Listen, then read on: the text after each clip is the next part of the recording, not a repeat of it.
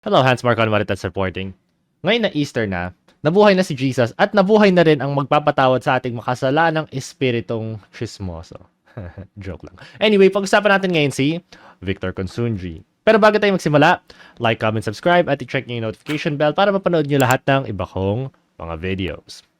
Okay, ayon sa Manila Bulletin, siya ay founder at CEO ng Victor Consunji Development Corporation.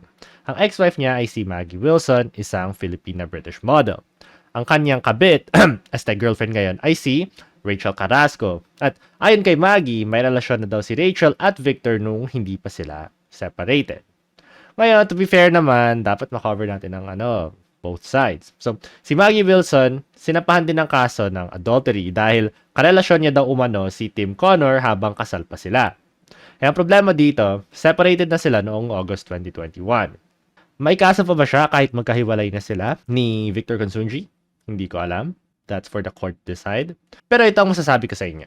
Hindi dapat tayo bumitaw ng masamang salita sa mga taong hindi naman talaga natin kilala. At baka sakaling may two sides sa istorya na ito, may kabilang side na hindi natin alam.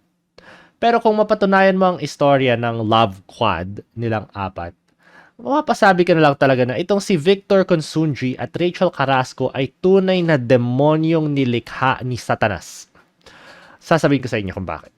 So, mag-recap tayo. Naalala niyo ba noong mga September last year ang kwento ni Maggie Wilson at ang kanyang mga bashers sa TikTok? Nabiktima si Maggie Wilson ng troll army at dahil dito lumaban si Maggie Wilson at na-expose niya kung paano ba yung lakaran na itong mga troll army na to. At Trending sa ex-Philippines, dating Twitter, ang pangalan ng dating beauty queen actress na si Maggie Wilson. Ito ay matapos niyang isiniwalat ng Di-umano'y smear campaign laban sa kanya at kumpanya niyang Akasa Manila. Ayon kay Maggie, may kinalaman umano si Rachel Carrasco sa pag-utos sa ilang influencers na magpakalat ng maling impormasyon tungkol sa kanyang negosyo. Si Rachel ay isang entrepreneur at tinuturo ni Maggie na karelasyon ng estranged husband niyang si Victor Consunji. So, isummarize natin. Si Rachel, na kabit ni Victor, ay bistadong nagbayad ng mga TikTok influencers na mag-smear campaign kay Maggie Wilson at ang kanyang negosyo na Akasa Manila. Huli siya dahil ang profile thumbnail na nakita sa dulo ng comment section ng mga screenshot ay match sa profile picture ni Rachel Carrasco noon. Feed them the screenshots and put together a smear campaign, but next time, don't get caught. Patutsada ni Maggie kay Rachel. Just stop, it's embarrassing, be happy, and leave me alone. Tama lang yung sinabi niya. Ano kasi, parang hindi ba yun insult to injury? Ikaw na nga yung proud na kabit, ikaw pa yung magpapa-victim at feeling hihigante kahit ikaw naman talaga yung pasimuno ng kademonyohang smear campaign.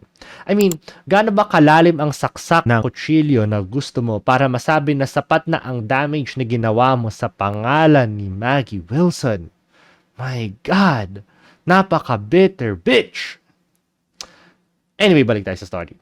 Paano napatunayan ni Maggie Wilson lahat ng ito?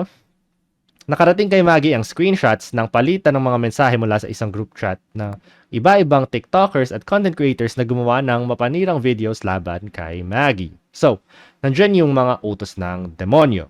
Ngayon, dito naman sa susunod na picture, pinapakita yung advertisement nila para sa gig. So, yan, pag nakita nyo dyan, 8K na talent fee. So, sulit, di ba? Kasi, 1 million followers, 8K. Isang post, mga mga 100,000 views.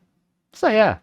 So, anyway, sa script nila, nagbibigay sila ng instructions na gumamit ng hashtags tulad ng hashtag #LagotSiMagot, hashtag #StopTheDramaMaggie. We have all of your names and many of your IDs, places of work, school, etc., even if the videos were deleted. Once we receive it, we will decide whether to include you in our legal action through the criminal justice system. We encourage you to present this within the next 24 hours. Ang huling update nito ay noong October 1, 2023, kung saan pinapakita na maraming natutunan si Maggie tungkol sa troll farms. I can confirm troll farms do exist. I've learned so much about how these agencies work, the terms that they use, and what measures or procedures are in place to be able to execute such vile campaigns. These people have made a good living by destroying other people's lives, and they will sell their souls for it. So, anong matututunan natin dito? May mga tao talaga na hindi marunong maging kontento kahit nasa kanila na ang lahat ng bagay.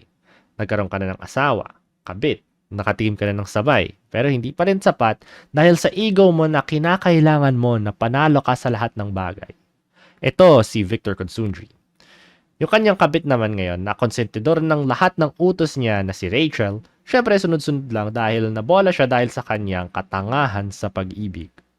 Or, pwede rin na mas malisyosa pa siya kay Victor at siya mismo yung may idea nung smear campaign. Mapapatunayan natin yan lahat sa tamang panahon. Hans Marcon Marites reporting, yun lang sa ngayon. Ano ang opinion nyo tungkol dito? Like, comment, subscribe. See you next time.